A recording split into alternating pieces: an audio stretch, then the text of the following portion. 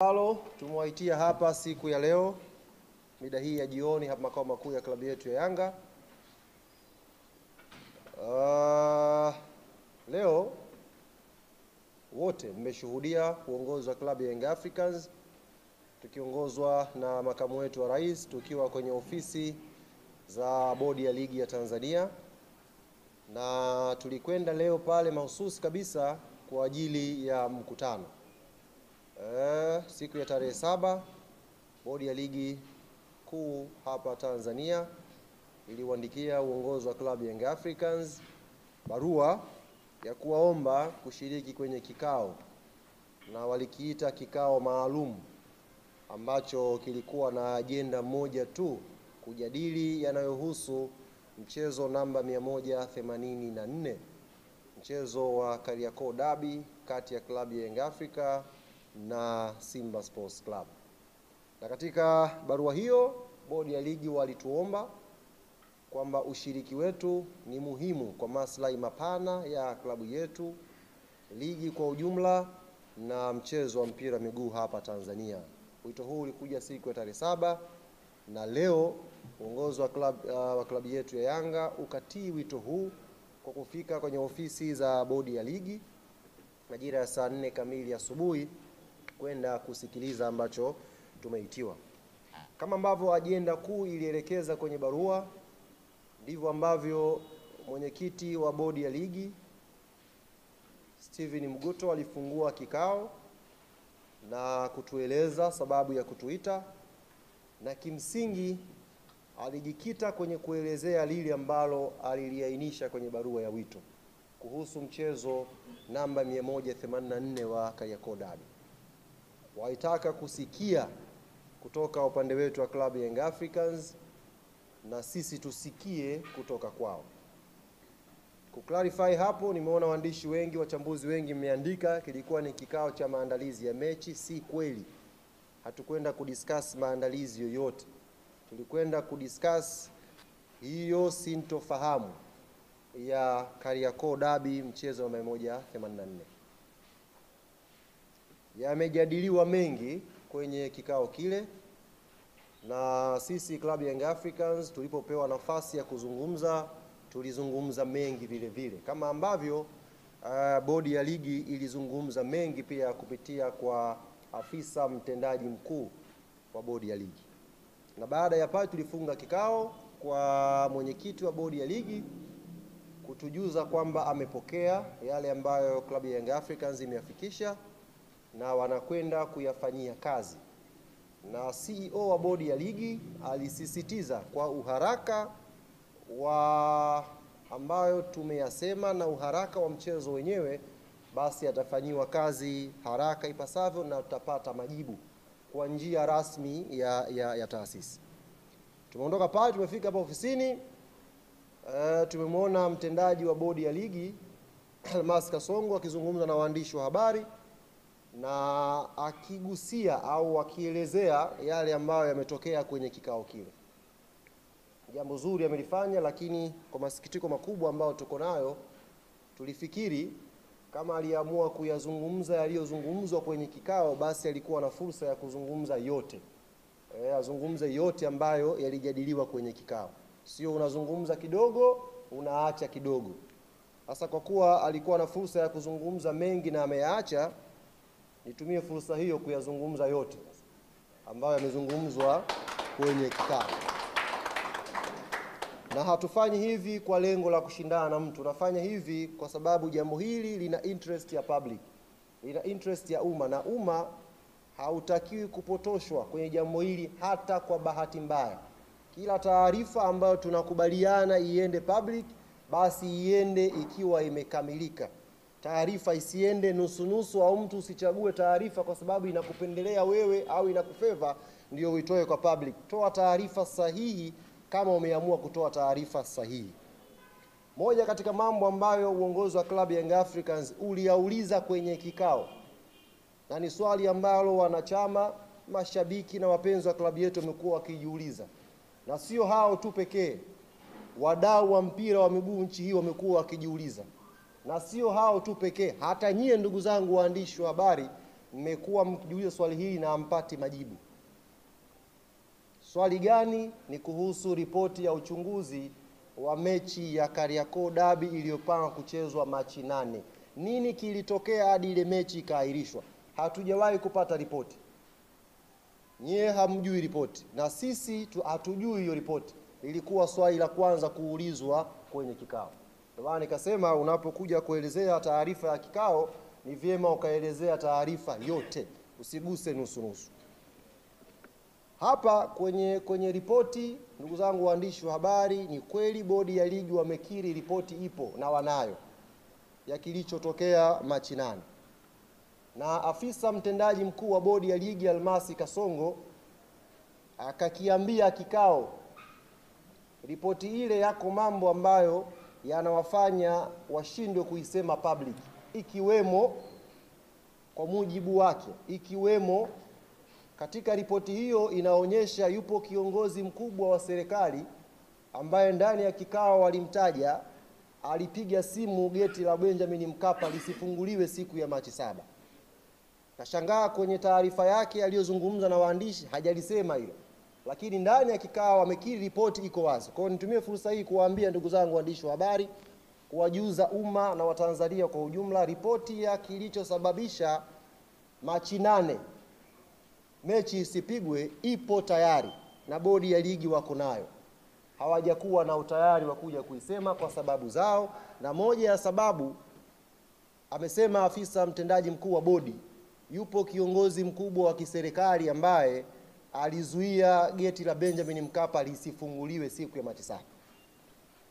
Kwa hiyo nitumie fursa hii kumwambia Almasi Kasongo, kumuomba akiwa anazungumza next time nikipata fursa ya kukutana naye, waambie Watanzania wanataka kujua ripoti ya Machi 8 clean ilivyo, eleza umma upate kufahamu. Umma hautaki kubaki na sintofahamu. Mbali na hilo, tuliwasilisha ripoti yetu na tukaeleza matakwa ya klabu ya Young Africans. Tuliwasilisha ripoti yetu na tukaeleza matakwa yetu ya klabu ya Young Africans. Ni kweli tumeainisha matakwa haya 4 kama mlivyoambiwa na kama mlivyosikia na kusoma. Tumepeleka matakwa haya 4. Lakini ukweli ambao hamjaambiwa, matakwa haya 4 tumeyagawa kwenye phase 2. Kuna matakwa ya muda mfupi na kuna matakwa ya muda mrefu. Tuelewane vizuri ndugu zangu waandishi wa habari. Na hii taarifa ni muhimu mkaipata ikiwa imenyooka ili umma upate kuelewa. Tumeitwa kwenye kikao kwa sababu ya mchezo namba 184. Mchezo huu ulihairishwa Machi 8, umepangiwa tarehe 15. Klabu ya Yanga imesema haitashiriki huo mchezo. Na ndio msimamo ambao uliwasilisha kwenye kikao mbele ya bodi. Ili tuweze kushiriki mchezo huo, tulikuwa na matakwa yetu mezani. Na matakwa hayo jumla yalikuwa 4.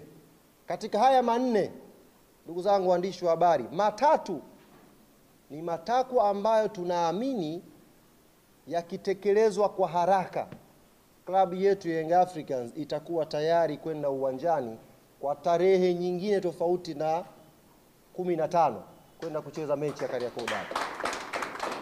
Lakini takwa moja katika hayo 4 ni takwa la muda mrefu, sio takwa la leo wala kesho. Kwa hiyo asitokee mtu akawadanganya kwamba klabu ya Yanga imekuja kuomba haya, akafu katika haya kuna mchakato sijui upitie uende wapi. Ni uongo. Tumeomba matakwa 4 na matakwa haya yapo kwenye phase 2. Na barua yetu tuliyowasilisha bodi ya ligi imejielezea specific kwamba mkitekeleza matakwa haya 3, mbungi inapigwa. Ili moja ni takwa kwa ajili ya mpango wa muda mrefu. Matakwa haya 4 ni yapi? Na 3 ambao specific tumeainisha ili yafanyiwe kazi tuweze kucheza pia ni yapi? La kwanza linakwenda sambamba na la pili. La kwanza, klabu ya Young Africans imetaka kuvunjwa mara moja na kujiuzulu kamati nzima ya uendeshaji na usimamizi wa ligi kuu Tanzania. Hii ilikuwa namba moja, kuvunjwa au kujiuzulu kwa kamati nzima ya uendeshaji na usimamizi wa ligi Tanzania. Takwa hili linakwenda sambamba na takwa la pili la kujiuzulu kwa afisa mtendaji mkuu wa bodi ya ligi, CEO wa bodi ya ligi. Kwa nini takwa la kwanza na la pili linakwenda pamoja? Na kwa nini tumesema hili likitekelezwa klabu ya Young Africans iko tayari kucheza mchezo na 184? Kwa sababu kuhairishwa mechi ya